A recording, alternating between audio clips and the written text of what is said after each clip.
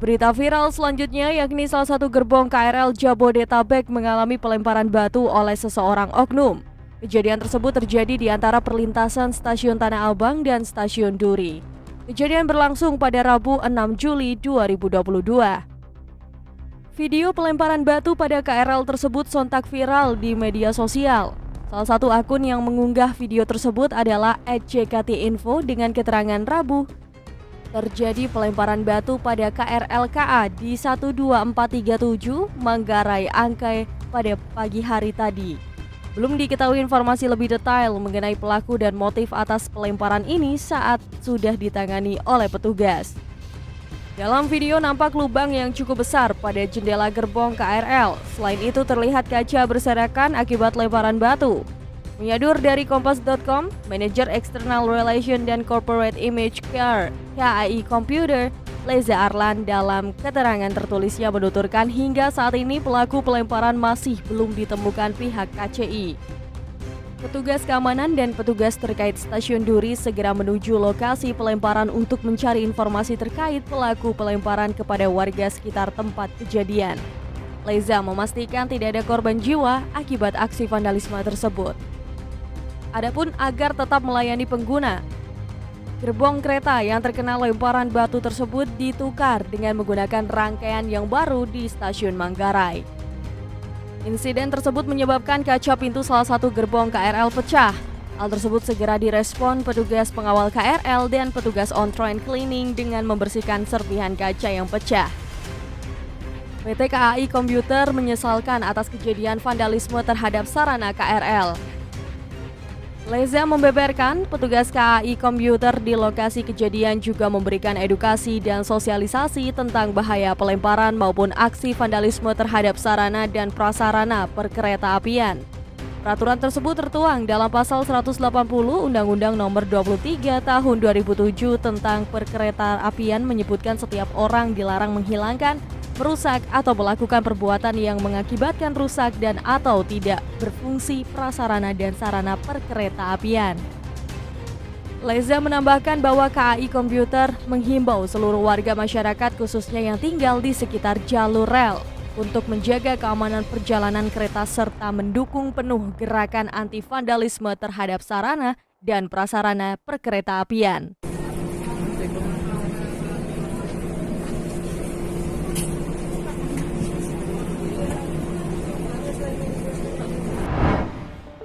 Sebuah video viral berisi upaya pemadam kebakaran menyelamatkan kucing yang terjebak di mesin mobil. Video itu diunggah oleh akun @jktinfo pada Rabu 6 Juli 2022. Unggahan tersebut disertai keterangan bahwa satu unit Like Rescue dengan 4 personil Damkar DKI berhasil mengevakuasi seekor kucing yang terjebak di dalam mesin mobil di Jalan Ampera, Kelurahan Cilandak Timur, Kecamatan Pasar Minggu, Jakarta Selatan. Menurut informasi, anjing peliharaan pelapor bernama Olaf menggonggong di depan mobilnya, kemudian diperiksa oleh pelapor, lalu ditemukan seekor kucing di dalam mesin mobil. Saat pelapor hendak mengeluarkannya, kucing pun berusaha kabur ke dalam celah mesin yang membuatnya terjebak sehingga tidak bisa keluar. Dengan penuh kesabaran, petugas dan bantuan dari Olaf yang menemukan posisi kucing, evakuasi dinyatakan berhasil dan selesai dalam waktu sekitar 1 jam secara aman terkendali. Makasih ya Mas Damkar. Sama-sama, ayo. Ini Mas Dera nih akhirnya yang bisa memancing kucingnya keluar. Ayo, mana lagi, mana lagi. Ayo. Terus. Terus makan ya, makan dulu deh. Gede. Gede. Itu ada tapi nggak mau keluar.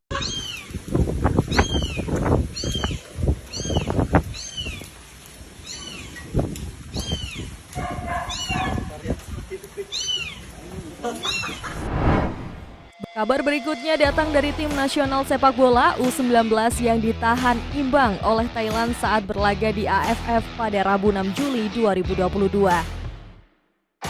Melansir dari laman pssi.org, tim U19 Indonesia bermain imbang 0-0 melawan Thailand pada laga ketiga Piala AFF di Stasiun Patriot, Chandra Bahagia, Bekasi. Hasil ini membuat Indonesia untuk sementara menduduki posisi keempat dengan 5 poin hasil sekali menang dan 2 kali seri. Posisi pertama ditempati Vietnam dengan 7 poin, disusul Thailand juga dengan poin yang sama. Kemudian Myanmar menempati posisi ketiga dengan 6 poin.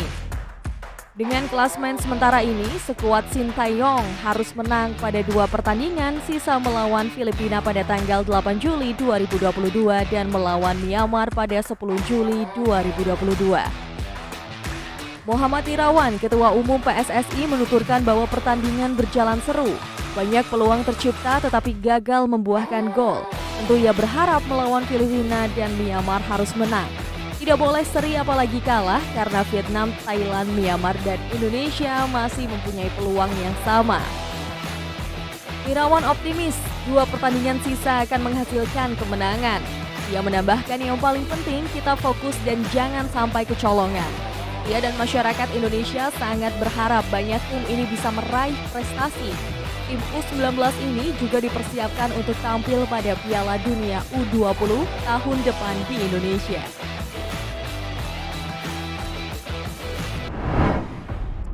Berita viral datang dari Jawa Timur. Seorang anak kiai pondok pesantren di Jombang yang menjadi daftar pencarian orang atau DPO karena perbuatan pencabulan terhadap santriwati akhirnya menyerahkan diri. Melansir dari detik.com, usai menyerahkan diri, M.Sat langsung digelandang ke Polda Jawa Timur. Kapolda Jatim Irjen Niko Afinta membenarkan hal tersebut. M.Sat menyerahkan diri sekitar pukul 23 waktu Indonesia Barat. Sebelum itu, M.Sat berhasil kabur saat akan ditangkap. Pihak kepolisian terus mencoba untuk menangkap M.Sat, namun upaya tersebut gagal. Dalam keterangan akun Instagram @formujeres, sempat terjadi kejar-kejaran terhadap iring-iringan mobil yang diduga membawa kabur M.Sat. Ayo banter. Polisi sak Jombang lur iki lur, foto ning kene kabeh. Iya.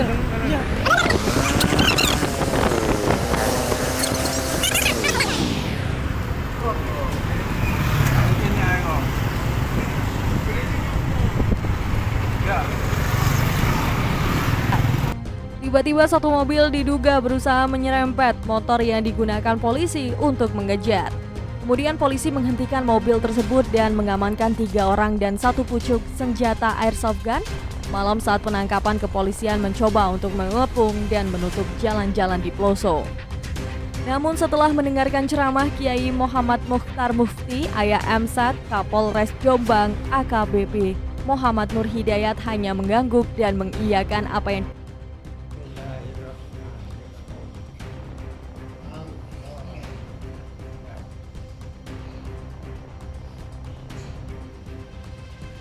demi untuk keselamatan kita bersama,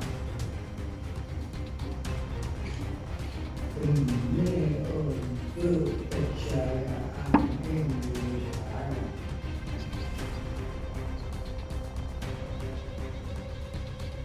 masalah demi masalah mereka, untuk keselamatan kita bersama, untuk kebaikan kita bersama, untuk kejayaan Indonesia Raya. Masalah fitnah ini masalah keluarga. Masalah keluarga.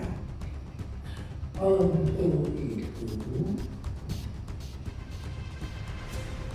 kembalilah ke tempat masing-masing. Jangan memaksakan diri mengambil anak saya yang kena fitnah ini.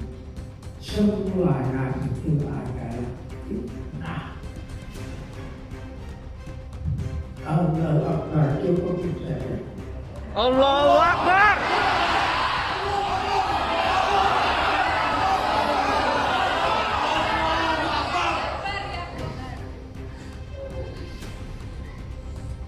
Cukup ya, ya. Formujeres berpendapat Kapolres lupa bahwa ia datang membawa banyak pasukan adalah untuk menegakkan keadilan dan menangkap DPO pelaku kekerasan seksual. Kapolres tidak berpikir bahwa mengangguk dan mengiyakan ceramah yang menuduh fitnah itu mencederai hati korban yang berjuang memberikan bukti dan kesaksian. Kapolres juga tidak berpikir bahwa apa yang disampaikan kiai tersebut.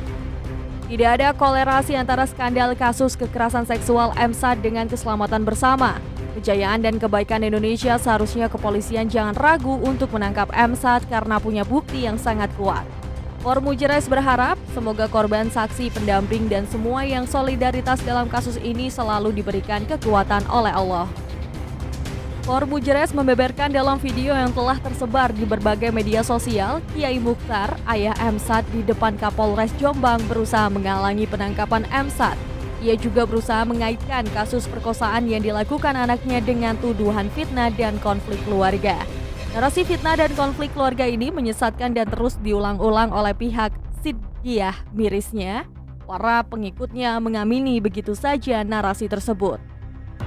Formujeres juga menambahkan bahwa pernyataan Kiai Mukhtar tersebut tentu tidak berdasarkan fakta. Polisi memiliki bukti yang kuat untuk menangkap MSAD Januari lalu. Dalam persidangan pengajuan pra-peradilan kasus MSAD, polisi mengungkapkan bukti visum korban perkosaan yang dilakukan oleh MSAD. Melihat bukti tersebut, tentunya kasus ini bukan fitnah secara fakta. Silakan dibuktikan di pengadilan. Formujeres juga berpendapat apalagi narasi konflik keluarga tentunya tidak ada hubungannya. Kasus MSAD murni kasus kriminal. Dan parahnya, Kiai Mukhtar membawa-bawa kejayaan Indonesia salah sambung. Fanatik buta bagi mereka yang begitu saja mempercayainya. Melansir Asumsi.co, Komisioner Kompolnas Pongki Indarti menegaskan bahwa pengasuh pondok pesantren Ponpes Sidqiyah di Jombang, Jawa Timur, Kiai Haji Muhammad Mukhtar Mukti, bisa dipidana karena telah menghalang-halangi kepolisian dalam menangkap putranya yang merupakan DPO dalam kasus dengan pencabulan santriwati. Pongki mengaku perlu adanya evaluasi internal untuk melihat apa saja kelemahan dalam penanganan kasus tersebut, sehingga perlu diperbaiki agar kasus tidak terkatung-katung lebih lama. Dia menekankan agar penanganan kasus ini bisa diprioritaskan. Ia menambahkan jika keadilan dan kepastian hukum bagi korban pelaku kekerasan seksual harus menjadi prioritas, apalagi tersangka tidak hanya punya itikat baik untuk kooperatif dan menyerahkan diri. Jika alasannya tersangka menjadi korban fitnah, silakan dibuktikan ke pengadilan. Kami berharap masyarakat mendukung due process of law. Negara kita adalah negara hukum.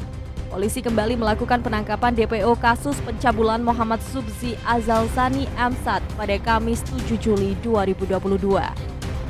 Menyadur dari Detik.co, ribuan polisi tengah mengepung Ponpes Sidqiyah di wilayah Ploso, Jombang yang menjadi tempat MSAD bersembunyi. Pengepungan dilakukan untuk menjemput paksa anak kiai pengasuh Ponpes. Mereka mulai mengepung Ponpes Sidqiyah sekitar pukul 7 waktu Indonesia Barat. Terdapat aparat gabungan dari Polda Jatim, Polres Jombang, dan Satribimob. Polisi juga menutup akses keluar masuk jalan pondok mulai dari jembatan Ploso hingga traffic light Bawangan Jombang. Situasi di lokasi dipenuhi polisi berseragam maupun tidak. Mobil-mobil polisi itu juga tampak memenuhi sekitar Ponpes.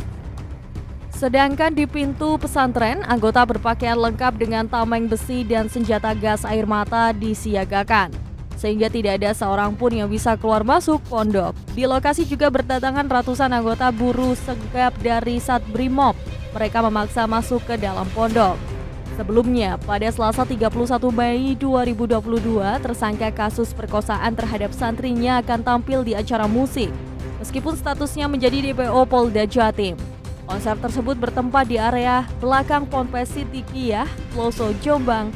Peristiwa dikabarkan pada laman Ruang Aman pesantren.org. Poster acara sendiri diposting secara publik di akun Instagram @musiksehattentrem. Sebelumnya, MSAD juga tampil di konser pada Senin 9 Mei 2022 yang lalu di tempat yang sama. Hal ini terpantau dalam akun Instagram yang sama. Formujeres menyatakan bahwa kejadian ini mencederai perasaan para korban yang sudah lama menunggu keadilan untuk ditegakkan. Para korban MSAT sendiri sudah melaporkan kasus ini sejak 2018 lalu ke Polres Jombang. Formujeres juga menyatakan sikap mengecam keras acara musik yang diselenggarakan oleh MSAT dan Ponpes Sidikiyah Ploso Jombang, meminta kepada Polda Jawa Timur untuk segera menangkap MSAT yang berstatus DPO, serta meminta kepada jamaah Sidikiyah untuk tidak menghalangi proses hukum yang menyeret MSAT, menormalisasikan perilaku kekerasan seksual dan melindungi DPO dalam proses penegakan hukum.